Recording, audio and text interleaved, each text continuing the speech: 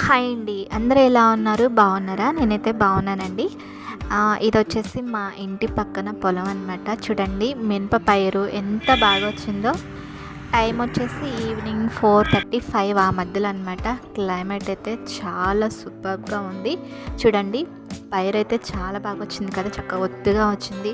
So evening ఇంకా చల్లగా ఉంది కదా అని చెప్పేసి మేము ఇంకా చేలోకి అయితే దిగి అలా సరదాగా కాసేపు అలా కూర్చున్నాం అనమాట. ఇది వచ్చేసి మా పెరటిలో పెరిగిన అరటి గెల అనమాట.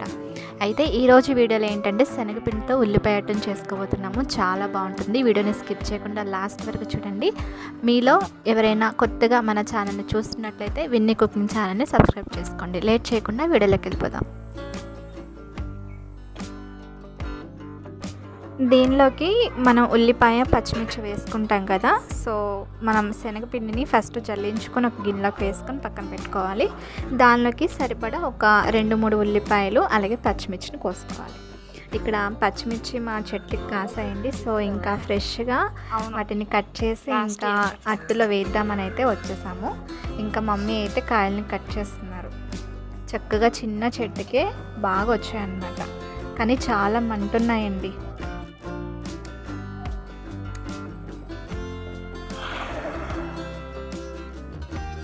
చిన్న చెట్టు ఎట్లా అంటే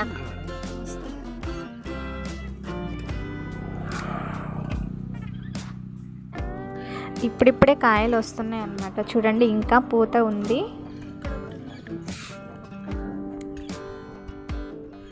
ఇంకా ఈ చెట్టువి కోసేసాక వేరే ప్లేస్లో ఇంకొక చెట్టు ఉంది చిన్నది, దాన్ని కూడా కోసేస్తాను అనమాట. చూడండి ఒక్క చెట్టుకి ఎన్ని కాయలు వచ్చినాయో. ఇంకా ఈ చెట్టుకైతే అయిపోయినాయి.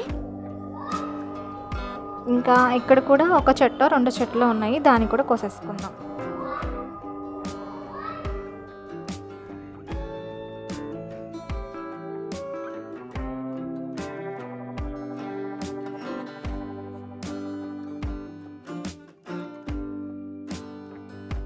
పక్కన కొంచెం పెద్ద పెద్ద ఆకులతో కనిపిస్తున్న చెట్టు ఏం చెట్టో మీకు తెలుసా? తెలిస్తే కామెంట్ సెక్షన్లో కామెంట్ చేయండి. అది ఆవాల చెట్టు అనమాట.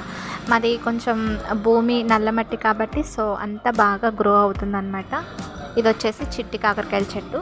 ఇంకా పిండిలోకి ఆనియన్స్ పచ్చిమిర్చి అయితే కట్ చేస్తున్నారు.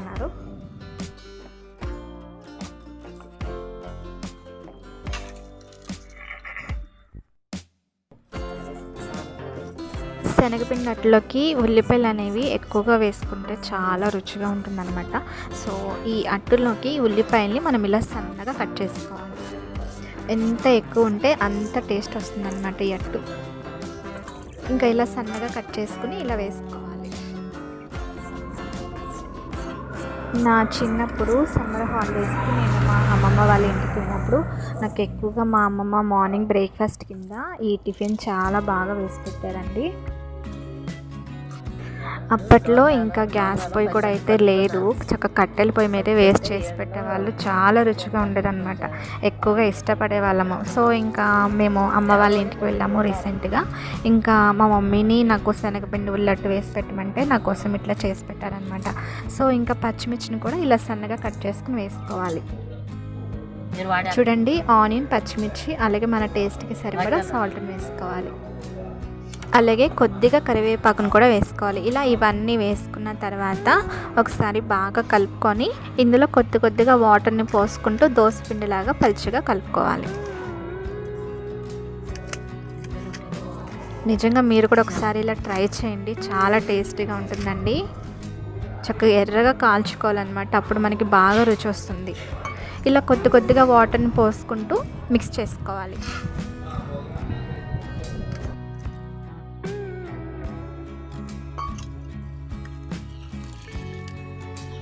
ఈ రెసిపీ వచ్చేసి మన పెద్దల పాతకాలపు వంటకం అండి.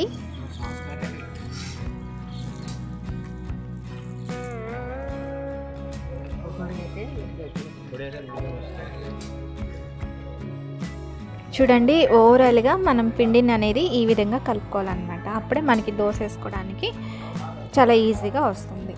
సో ఇంకా ప్యానం అయితే పెట్టేసుకున్నాము. ప్యానం హీట్ అయిన తర్వాత సరిపడా ఆయిల్ వేసుకోవాలి. ఆయిల్ హీట్ అయ్యాక మనం ఈ దోశ పిండిని చేతితోనే వేస్తామండి. సో ఇలా కొద్దిగా వేసుకుంటూ చక్కగా ఇలా పల్చగా అద్దుకోవాలన్నమాట. దోశ వేసేటప్పుడు గ్యాస్ని సిమ్లో పెట్టుకొని వేసుకోవాలి, లేకపోతే అడుగంటిపోతుందన్నమాట.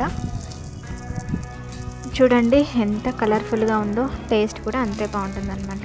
ఇలా చేతితో చక్కగా పల్చగా వేసుకోవాలి. వేసుకొని గ్యాస్ని చక్కగా మీడియంలో పెట్టుకొని ఎర్రగా కాల్చుకోవాలి.